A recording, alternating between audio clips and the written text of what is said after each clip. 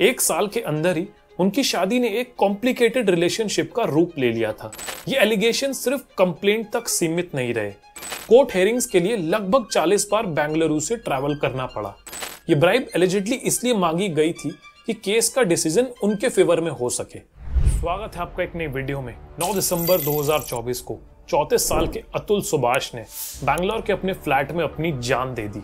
पीछे छोड़ा एक 24 पेज का सुसाइड नोट और एक इमोशनल वीडियो जिसमें उन्होंने अपनी वाइफ निकिता सिंघानिया और जुडिशरी के ऊपर बड़े बड़े इल्जाम लगाए। और इस पूरी कहानी का एक और शॉकिंग ट्विस्ट था जज रीता कौशिक का नाम, जिनके ऊपर अतुल ने जुडिशियली बायस होने और ब्राइब मांगने का इल्जाम लगाया। क्या ये एक सिंपल शादी का डिस्प्यूट था या आज के हमारे सो कॉल्ड मॉडर्न सिस्टम का फेलियर? आइए आज की इस वीडियो में इस केस के हर कोने को एक्सप्लोर करते हैं। The tragic suicide case of the Bengaluru-based techie Atul Subhash and the suicide that clearly लोग इन गलत केसेस की वजह से लाखों आदमी सुसाइड करते हैं। यहाँ पर मेरी पत्नी बोलती है कि तो फिर तुम क्यों नहीं कर लेते?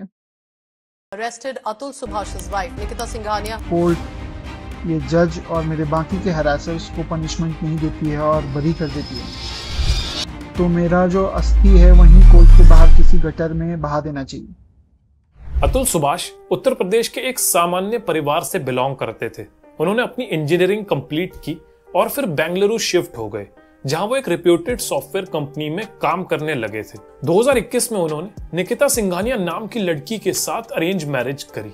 शादी के बाद शुरुआत में सब कुछ ठीक था, लेकिन धीरे धीरे उनकी शादी में छोटी छोटी दिक्कतें आने लगी। एक साल के अंदर ही उनकी शादी ने एक कॉम्प्लिकेटेड रिलेशनशिप का रूप ले लिया था। 2023 का साल अतुल और निकिता के रिश्ते के लिए एक टर्निंग पॉइंट बन गया। इसी साल निकिता ने अतुल के अगेंस्ट पुलिस में डोमेस्टिक वायलेंस और डाउरी यानी दहेज के एलिगेशंस लगाते हुए कंप्लेंट्स फाइल की। ये एलिगेशन सिर्फ कंप्लेंट तक सीमित नहीं रहे। निकिता ने अतुल के खिलाफ टोटल 9 लीगल केसेस रजिस्टर किए, 6 लोअर कोर्ट में और 3 हाई कोर्ट में। निकिता का क्लेम था कि अतुल और उनके परिवार ने उन्हें मेंटली और फिजिकली हैरेस किया और उनसे दहेज की मांग की। अतुल ने इसे अपने ऊपर लगाए गए कंप्लीटली बेसलेस एक्यूजेशंस कहा। उनका कहना था कि निकिता और उनके परिवार ने ये एलिगेशंस उन्हें मेंटली और फाइनेंशियली टॉर्चर करने के लिए यूज किए। कोर्ट्स के चक्कर और लीगल पेपर वर्क के बीच अतुल का करियर भी डिस्टर्ब होने लगा था। अतुल के पिता पवन कुमार सुभाष ने बताया कि उनका बेटा इन लीगल बैटल से इतना परेशान था कि उसे उत्तर प्रदेश के जौनपुर में कोर्ट हेयरिंग्स के लिए लगभग 40 बार बेंगलुरु से ट्रैवल करना पड़ा।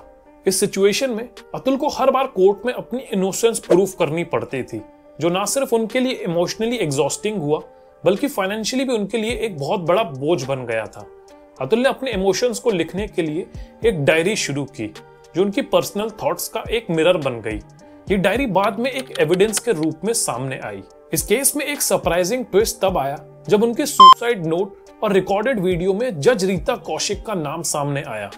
अतुल ने अपनी जान लेने से पहले कुछ ऐसे एलिगेशंस लगाए जो जुडिशियल सिस्टम पर बड़े सवाल खड़े करते हैं। अतुल का कहना था कि उनकी केस की हेयरिंग्स के दौरान जज रीता कौशिक का बिहेवियर बायस था। एक स्पेसिफिक हेयरिंग का जिक्र करते हुए अतुल ने बताया कि उनकी वाइफ निकिता ने कोर्ट में 3 करोड़ की एलिमनी की डिमांड रखी।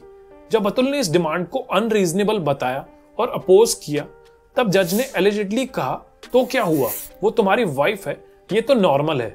लेकिन बात यहीं तक नहीं रुकी। अपने सुसाइड नोट में अतुल ने एक और सीरियस एलिगेशन लगाया कि जज रीता कौशिक ने उनसे 5 लाख की ब्राइब मांगने की बात की थी।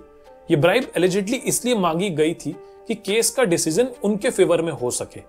ये एक्यूजेशंस ना सिर्फ अतुल के स्ट्रगल्स को हाईलाइट करते हैं बल्कि जुडिशियल सिस्टम के इंटीग्रिटी पर भी सवाल उठाते हैं। अतुल के एक्यूजेशंस इस केस को अब एक लीगल डिस्प्यूट से उठाकर जुडिशियल करप्शन और बायसनेस के मुद्दे तक ले गए हैं। जज रीता कौशिक का नाम अब इस केस का एक सेंट्रल पॉइंट बन गया है, जो मीडिया और सोसाइटी के लिए एक बड़े डिबेट का कारण बना है।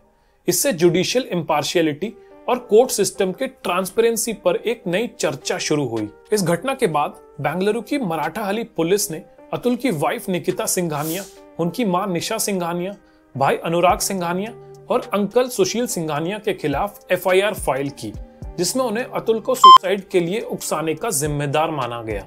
अतुल की मौत ने सोसाइटी में मेंस राइट और लीगल सिस्टम के मिसयूज पर एक नई चर्चा को जन्म दिया, जहां लोग जुडिशियल रिफॉर्म्स और जेंडर न्यूट्रल लॉज की डिमांड कर रहे हैं।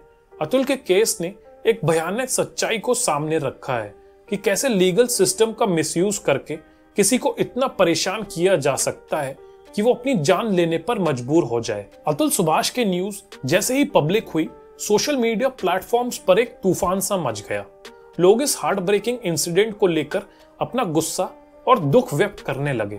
अलग अलग हैशटैग्स जैसे जस्टिस फॉर अतुल और मेन टू एक्स, फेसबुक और इंस्टाग्राम पर ट्रेंड करने लगे। निकिता जो एक्सेंचर में काम करती हैं, इस घटना के बाद सोशल मीडिया पर लोगों ने एक्सेंचर से मांग की कि वो निकिता के खिलाफ कदम उठाएं। इस बढ़ते हुए प्रेशर के चलते एक्सेंचर ने अपने एक्स यानी ट्विटर अकाउंट को टेम्परली प्राइवेट कर दिया। इस घटना के बाद कुछ एनजीओज और सोशल ऑर्गेनाइजेशंस ने भी अतुल के परिवार का साथ दिया। उन्होंने ये मांगा कि ऐसे केसेस के लिए जेंडर न्यूट्रल लॉज हों और जुडिशियल सिस्टम को मिसयूज करने की पॉसिबिलिटीज को एलिमिनेट किया जाए। अतुल सुभाष की कहानी सिर्फ एक इंडिविजुअल ट्रेजेडी नहीं है, ये एक रिफ्लेक्शन है हमारे समाज और जुडिशियल सिस्टम का। और ये बड़े सवाल खड़े करता है, जैसे क्या हम सिर्फ एक जेंडर के पेन को देखते हैं? क्या आदमियों को मेंटल हेल्थ और डोमेस्टिक अब्यूज के केसेस में इक्वली सपोर्ट किया जाता है? ये समय है समाज को रीथिंक करने का। जस्टिस सबका अधिकार है, चाहे वो कोई भी हो। आपके इस केस को लेके क्या व्यूज हैं? कमेंट सेक्शन में अपने थॉट्स इसको लेके जरूर शेयर करें। मिलते हैं अगले वीडियो में।